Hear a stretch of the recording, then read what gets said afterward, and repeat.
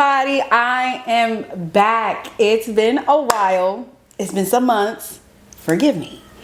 But I've just been thinking about this podcast, thinking about all of you. I've been crossing milestones. I've been just living. I've been on a high. Like, the Lord has just been bringing me through it. So, this podcast means so much to me. But sometimes I feel like I doubt myself. Sometimes I feel like, why do I even have this podcast? Sometimes I feel like I'm overthinking. I overthought today. But we are here, and I really want to show you guys a different side of me. I really want to give you guys tips in business, beauty business, how to level up yourself. And I feel like that's really me. Like, even everyone around me, I ask them this simple question. If you really want to see your purpose or how you impact people in this world, ask the closest people to you, how do I make you feel when I'm around you? Or what impact on your life do I have? And the similar answer is what you're meant to do. And it's so crazy because my friends, like, I would ask them, like, so how do you feel? They're like, honestly, Candace, you made me bring out the woman inside of me. You made me love makeup instead of me looking at it like it's transformative and ugly. You made me confident. You've made me look at myself in the mirror and love what I see again. And when my friends tell me this, I literally have tears rolling down my eyes because I have no idea I'm doing this. Like, none. And it's just, I don't do anything different. I don't give them pep talks. I don't say anything about it. I just live. And it's just my aura and what I do influences them. And that to me is just so heartwarming because that ties into the business that I have today. Like, I didn't even really know I'd be doing makeup full time. Granted, I've been doing this for 10 years, but I went to college for business. And I graduated to be a medical assistant. So, like, this is just not in the picture. So it's just like, to know that I'm living in my actual purpose, that I didn't choose it, it chose me. Even in high school, when people were to ask me to do their makeup, I was like, no, like, I do mine. And it's just like, one day I just decided to do it for a friend. I just decided. And that just brought more and more people, and it just more opportunities just opened. And it fell on my lap. I never had to try so hard. And that's where your purpose comes in. And that just reminds me of the event Jayla and I are having. She's a lash tech. She actually works right in front of me in her suite. Her name is Florin Lash on Instagram. Hey, Jayla. We're having an event in August 16th on a Sunday from 2 p.m. to 6 p.m. called Purpose and Profit. So Purpose and Profit is designed to have beauty entrepreneurs, not only beauty, but people in other fields. They all come together and we're in one room being filled. We're learning about our finances. We're learning about how to level up. We're learning about how to connect with other women, other people, and go further in our careers, but still have the foundation of God. Like, not compromise our morals in order to be at the next level. So that's why we brought this thing together. And we're teaching you how to find your purpose and turn your purpose into that profit. Make your purpose make you that money. That's what's going to make you happy. And that's what we're living in right now. And we can teach that because we've been living in this blessing for years. So we know the ins and outs. We know customer service. We know how the people work. We've traveled. We've done lashes at airports in different countries. I've done makeup, flown everywhere to do makeup. It's just like, we have so much information to give you. And why hold it in? And why not build up all of you, the next generation, to being the best boss, the best person, the best CEO that y'all can be? The woman we're partnering with that had her first black owned, one of the first few black owned nail salons in New York. It is phenomenal. And us black women are the ones who really go into these salons, give them a lot of money, and we indulge in their customer service. And less than 2% of us have nail salons ourselves. So she paved the way for all of us. So we're having panelists so they can speak to us about like certain things. It's just going to be an amazing time. So I want to see you guys all there. Get your tickets for August 16th, 2026. You are in for a treat. So let's get down to the nitty gritty of this episode. So I just want to talk to you about running this business. Like I told you, I've been running my business for 10 years now. A lot of ups, a lot of downs, but I've been running it and I've just learned so much. And there's just been so many people to teach me about different things, which is such a blessing. To raise your standards or stay stuck. Because if nothing changes, nothing changes. You are undercharging because you know you're not confident in your stuff. You don't believe in yourself. And that used to always be me. I used to always be the affordable one, which I love to be the affordable one because I love to service everybody. I love it. That's like my brand. But sometimes you know when you are undercharging and you know when it's time for you to pivot and upcharge. You know that. And all you need is confidence. You need confidence in your work. Clearly, you have to make sure that you are worth every penny that you are charging. But you'll never know that you're worth it if you don't stand on business. So that's what I want you to do. You have to have confidence in yourself. If nothing changes, nothing changes. So let me give you a few tips and ideas. This is how you'll know if you're burnt out or not. This is how you know that you're underselling yourself. This is how you know that you need to raise it up a bit. And I know because some of my clients be like, that's it. That's it. Only this much left. Or like when I sell my lip gloss, that's it. Only that much.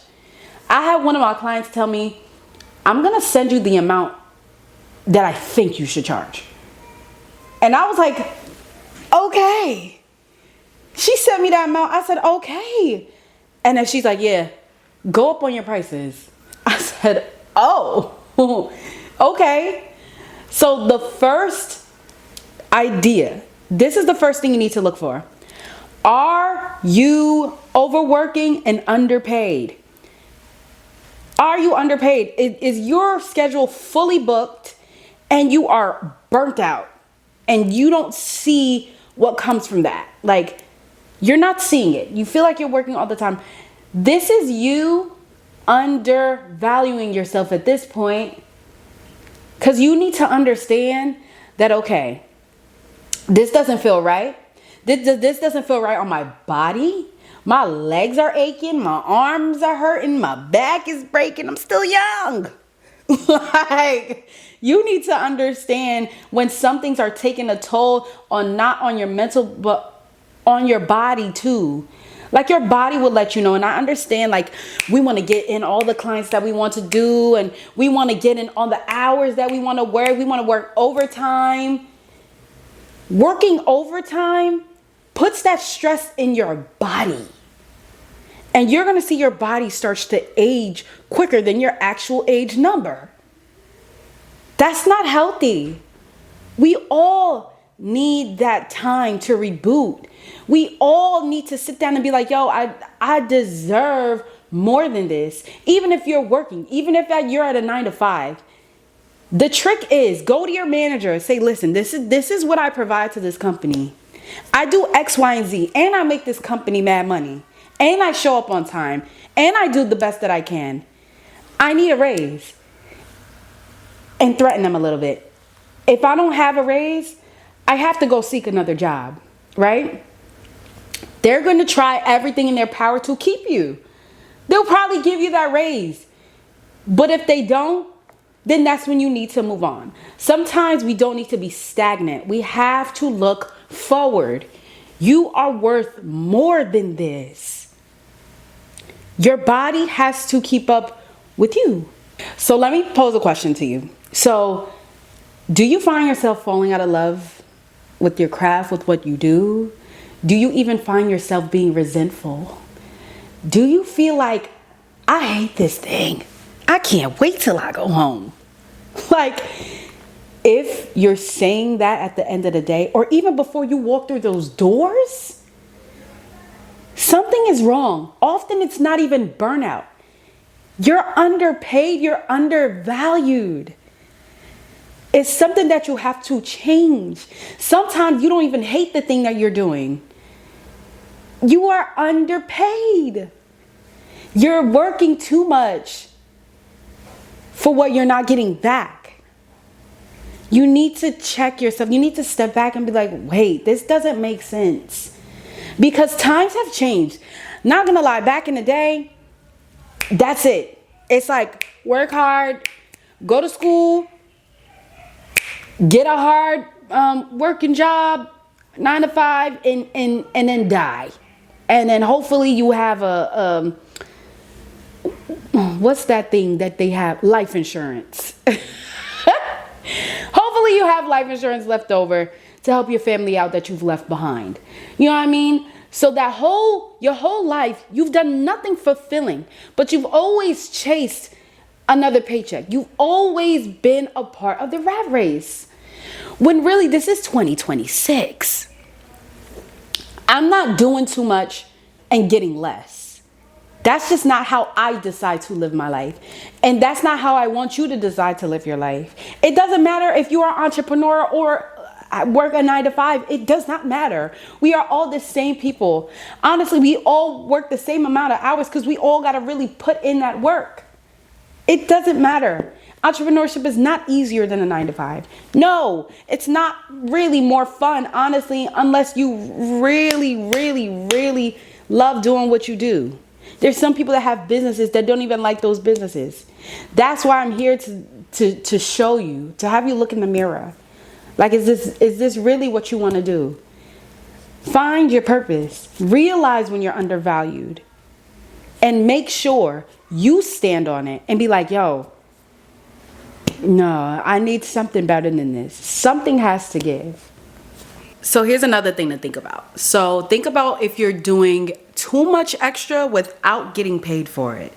So whether that's coming in at an earlier time, working before hours, working after hours, adding a little touch-up kit and not charging for it, giving advice, mentorship without charging for it. All of these little things that I understand that you do want to give back, and you do want to love on people and give them, free knowledge, which I feel like everybody deserves that, because I give that all the time. I just gave a free masterclass. And that was just solely to give back. Like, my masterclass was amazing. I loved it, and that's truly what God put on my heart to do. And that's just what I'm going to do, because I've been 10 years in the game, and people have given back to me so much. I've been working in God's overflow. I have been reaping all the benefits that He sowed for me. So I want to give back in any possible way. Even now, I'm doing a prom giveaway, and I'm really excited. I literally have 3 prom dresses. I had somebody DM me telling me that they have not worn their prom dress since their prom, and it was like years, and they want to donate it. And I'm like, of course, like that's how I want to give back. But that is not depleting me. You know what I mean? If I am giving too much, if I am pouring from an empty cup, I'm depleted. I cannot do that. Because who's going to pour into me?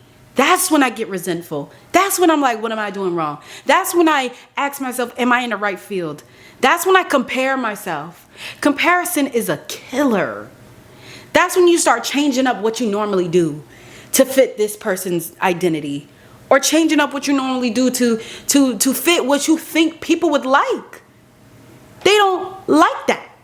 People are around you because of you. People book you for you. People request you at your job for you. And when you find yourself comparing, you have to dive deep and see, why am I doing this again? What's the inside little voice telling me? Why does this kind of hurt me? You have to dive deep. You're doing extra and you're undercharging because you're too nice. And I'm gonna be the first to tell you that you're too nice. I'm gonna tell you that personally because I was that nice girl. I was too nice. Oh my gosh. Like, excuse me. It was to the point where people would get over on me because I'm too nice. People would short me and it'll be okay. People would not pay me and leave and it will be okay because I was just too nice. Like, even if you had a great appointment or if you had a great time and you think that that person doesn't need to pay you, that can go right out the door because it's not about the good time. It's about me being underpaid, and then in the long run, I'm saying I'm burnt out because these things aren't aligning. So you don't have to play the nice card at this point because it's not going to get you nowhere. Newsflash, it didn't get me far. It didn't. You have to set boundaries. You have to be stern on your boundaries. You have to know what works for you. And if what works for you doesn't work for that person clearly is not your client. That person clearly does not align with you. I don't care if it's a client. I don't care if it's a friend. Something is not aligning. This could even go into friendships and relationships. This is not only for work. This is not only for the entrepreneur. This is not only for the 9-to-5. This is for your life. This is for that man. This is for that woman. This is for that friend. This is for all of that. You have to put boundaries in these places because then you will feel depleted. And then you will grow resentment towards that friend. Then you will be like, that friend doesn't respect me. Then you're going to be like, I don't want to be around that friend. Not because of what that friend did, but because of what you allowed. You need to stop allowing people to walk over you like you are a carpet, because you are not. Dust yourself off. Remember who you are. Know that every step you take needs to be intentional, and you can still do it with love. It doesn't have to, you don't have to have an ulterior motive. Yes, you're a sweet, kind person, and you feeling like you're setting boundaries is not nice or it's rude. No. That's not what it is.